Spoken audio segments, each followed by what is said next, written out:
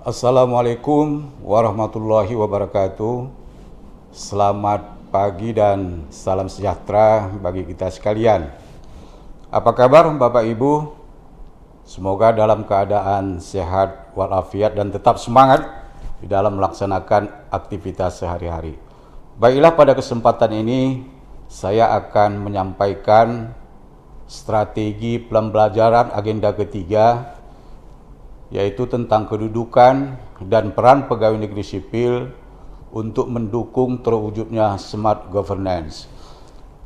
Adapun kegiatan strategi pembelajaran ini adalah dalam rangka workshop yang dilaksanakan bagi pengampu materi pelatihan dasar calon pegawai negeri sipil.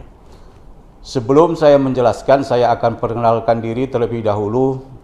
Nama saya Muhammad Kahfi.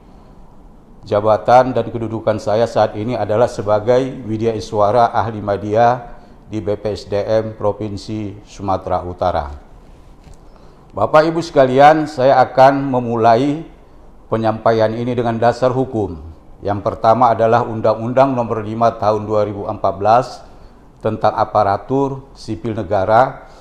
Kemudian yang kedua, Peraturan Pemerintah Nomor 11 Tahun 2017 tentang manajemen pegawai negeri sipil, kemudian Peraturan Pemerintah Nomor 17 Tahun 2020 tentang perubahan Peraturan Pemerintah Nomor 11 Tahun 2017, kemudian Peraturan Lembaga Administrasi Negara Nomor 1 Tahun 2021 tentang pelatihan dasar CPNS, kemudian dilanjutkan dengan Perlan Nomor 10 Tahun 2021, yaitu tentang perubahan atas Perlan Nomor 1 Tahun 2021 tentang pelatihan dasar CPNS.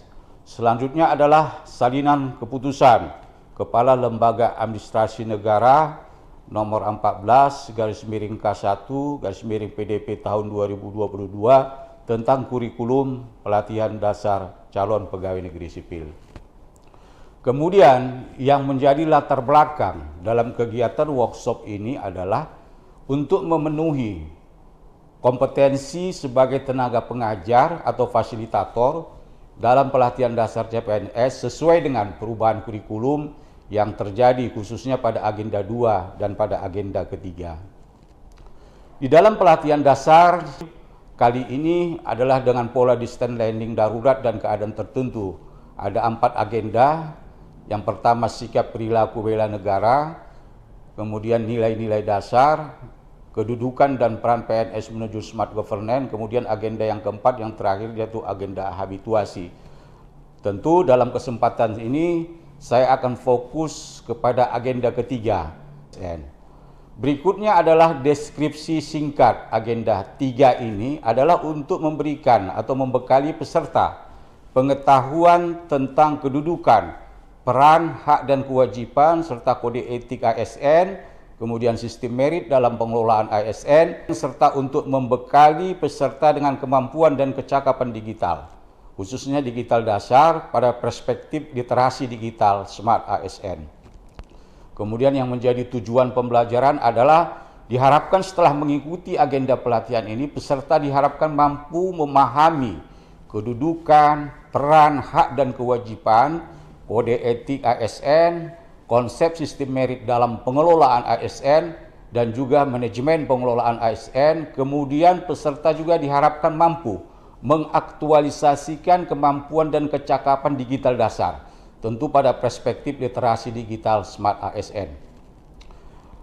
Hasil belajar yang diharapkan adalah mampu mengaktualisasikan kedudukan, peran, hak dan kewajiban, kode etik, sikap dan perilaku dalam praktek kehidupan dan bekerja, serta mampu melakukan atau memahami penerapan sistem merit dan pengelolaan ASN, literasi digital yang aman dan beretika. Kemudian selanjutnya adalah yang menjadi indikator hasil belajar. Setelah mengikuti pembelajaran ini, peserta dapat adalah menjelaskan kedudukan, peran, hak dan kewajiban, kode etik dan perilaku ASN. Kemudian yang kedua adalah menjelaskan konsep sistem merit dalam pengelolaan ASN. Kemudian yang ketiga, menjelaskan mekanisme pengelolaan ASN. 4, menjelaskan literasi digital smart ASN. Yang kelima, menjelaskan kerangka kerja pemanfaatan kecakapan digital dasar dalam organisasi. Kemudian yang keenam, memberikan contoh penerapan kecakapan digital dasar dalam pelaksanaan tugas. Kemudian yang ketujuh adalah menganalisis kasus penerapan kecakapan digital dasar. Materi yang akan disampaikan di dalam agenda ketiga ini, yang pertama adalah materi tentang kedudukan, peran, hak dan kewajiban dan kode etik ASN. Materi yang kedua, konsep sistem merit dalam pengelolaan ASN. Materi yang ketiga, mekanisme dalam pengelolaan ASN. Yang keempat, literasi digital smart ASN. Yang kelima, kerangka kerja literasi digital. Yang keenam, kecakapan digital dalam organisasi. Kemudian yang terakhir adalah studi kasus literasi digital dasar. Berikutnya saya akan sampaikan strategi atau rencana pembelajaran agenda 3, tentu dengan pola keadaan darurat dan tertentu. Hari pertama dengan keseluruhan sinkronus 10 JP, hari pertama itu ada sebanyak 2 jam pelajaran. Adapun kegiatan fasilitator adalah penguatan dan pendalaman, yaitu yang pertama tentu menciptakan suasana kondusif, kemudian memperkenalkan diri, selanjutnya meminta peserta untuk saling berkenalan, kemudian menggali harapan peserta terhadap materi yang akan disampaikan, kemudian menguraikan tujuan pembelajaran, selanjutnya penjelasan skenario pembelajaran, kemudian overview tentang agenda ketiga, tentu dalam hal ini menyampaikan materi tentang kedudukan, peran, hak dan kewajiban serta sistem merit. Selanjutnya adalah melakukan pemutaran film atau video, kemudian dilakukan tanya jawab dan diakhiri dengan pemberian penjelasan tentang tugas, antara lain tugas self learning, self activity maupun learning journal. Kemudian pada hari kedua sebanyak 3 jam pelajaran dilanjutkan dengan kegiatan penguatan dan pendalaman. Diawali dengan refleksi pembelajaran, mengilas ulang pelajaran hari pertama tentunya dengan menyampaikan beberapa pertanyaan kepada peserta. Selanjutnya kepada peserta diharapkan dapat memberikan jawaban. Kemudian yang berikutnya adalah dilanjutkan dengan presentasi tugas individu, di mana dalam presentasi tugas individu ini nanti akan dipimpin sebagai moderator dari kalangan peserta sendiri dan dilanjutkan dengan diskusi dan tanya jawab. Kemudian penguatan hasil diskusi yang dilakukan oleh fasilitator, dan berikutnya adalah overview atau penyampaian materi agenda ketiga.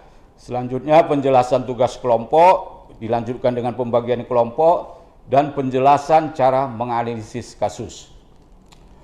Pada hari ketiga sebanyak 3 jam pelajaran dilanjutkan kembali dengan penguatan dan pendalaman, yaitu yang pertama refleksi pembelajaran, mengilas ulang pembelajaran hari kedua dengan mengajukan beberapa pertanyaan kepada peserta, kemudian dilanjutkan dengan presentasi tugas kelompok. Kemudian diskusi dan tanya jawab, penguatan hasil diskusi kelompok oleh fasilitator, kemudian penguatan agenda ketiga dan penjelasan penugasan individu. Selanjutnya penjelasan tentang identifikasi isu di tempat bekerja dan meminta peserta untuk mencari isu penyebab dan solusinya. Berikutnya pada hari keempat sebanyak 3 jam pelajaran, ini adalah hari terakhir, kegiatan adalah kegiatan umpan balik. Yang pertama refleksi pembelajaran, kemudian dilanjutkan dengan presentasi tugas individu oleh seluruh peserta, di mana dalam presentasi tugas individu ini akan dilaksanakan dan dipimpin langsung oleh fasilitator. Dilanjutkan dengan diskusi dan tanya jawab, kemudian penguatan hasil diskusi oleh fasilitator, selanjutnya umpan balik mengenai agenda ketiga secara keseluruhan dalam bentuk mengajukan beberapa pertanyaan kepada peserta untuk mengetahui sejauh mana progres dan penguasaan peserta terhadap keseluruhan materi agenda ketiga. Kemudian di bagian akhir dari pertemuan hari keempat ini adalah mengajak peserta untuk membuat rangkuman, kemudian mengevaluasi pembelajaran secara umum, kemudian penyampaian sekilas keterkaitan pada agenda berikutnya, yaitu pada agenda 4, kemudian menutup acara dengan ucapan terima kasih dan apresiasi kepada seluruh peserta.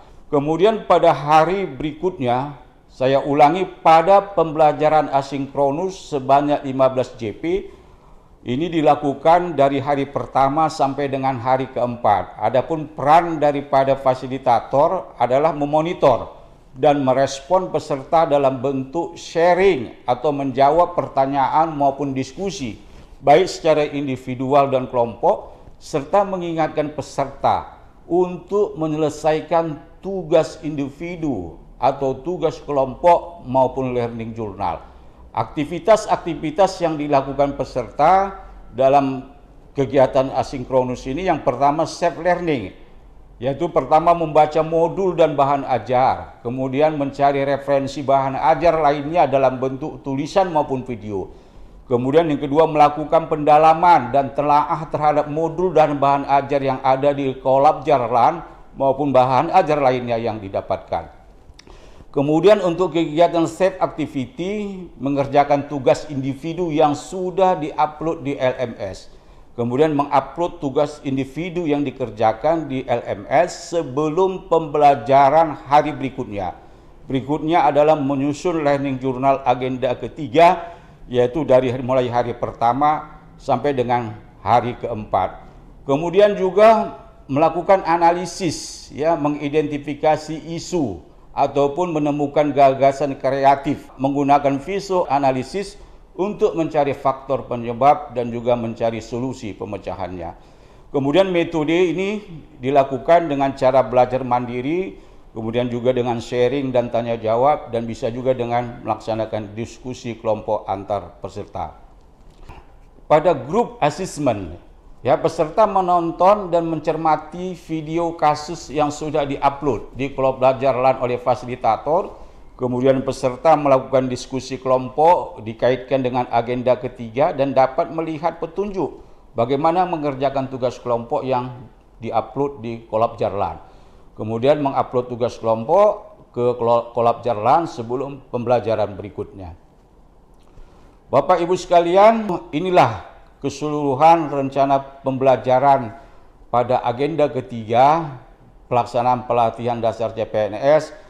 Sebelumnya saya mohon maaf, mungkin dalam penyampaian rencana pembelajaran ini ada kekurangan. Saya sudahi, wabillahi taufik wal hidayah.